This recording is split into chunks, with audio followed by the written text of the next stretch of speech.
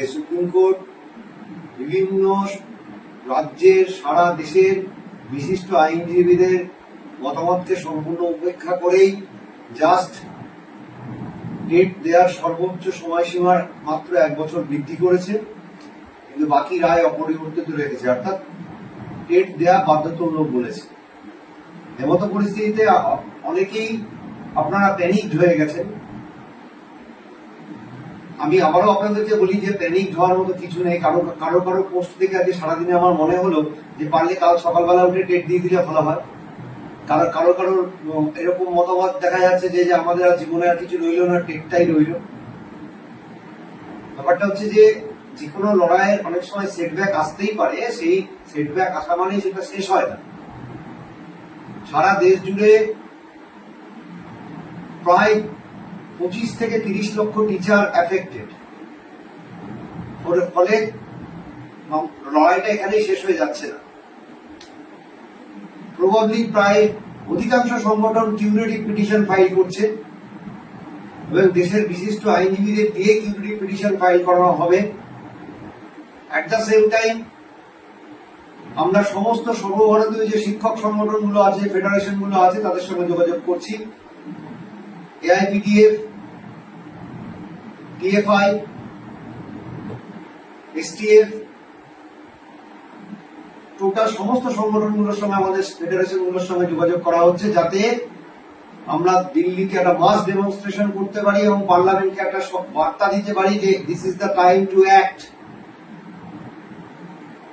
এনসিটির গাফিলতি এবং এনসিটির কারণে আজকে দেশের এতগুলো শিক্ষকের ভবিষ্যৎ অনিশ্চয়তার মুখে।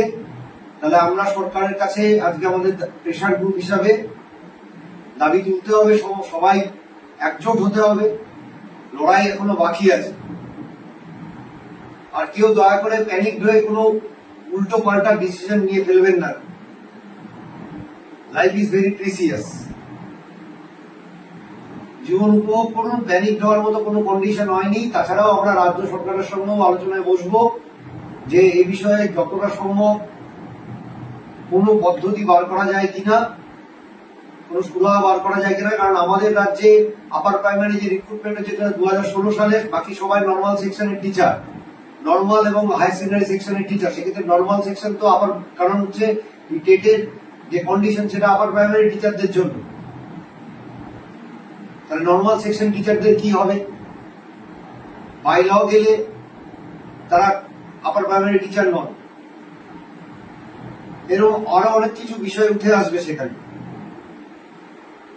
এই সমস্ত কিছু নিয়ে আমরা আলোচনার পথে এগোচ্ছি এবং বর্তমানে যে পশ্চিমবঙ্গ সরকার আছেন তারা সকলের কথা শুনছেন, শিক্ষকদের কথা শুনছেন, যা আগে আমাদের ভাবাই যেত না।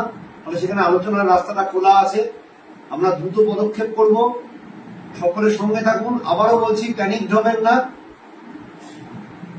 কালকে সকাল থেকে আপনার চাকরি নেই এরকম ভেবে নেওয়ার কোনো কারণ নেই। সিস্টেমেটিক্যালি লড়াইটা লড়তে হবে, একত্রে লড়তে হবে, সব রকম পদ্ধতিতেই লড়তে হবে।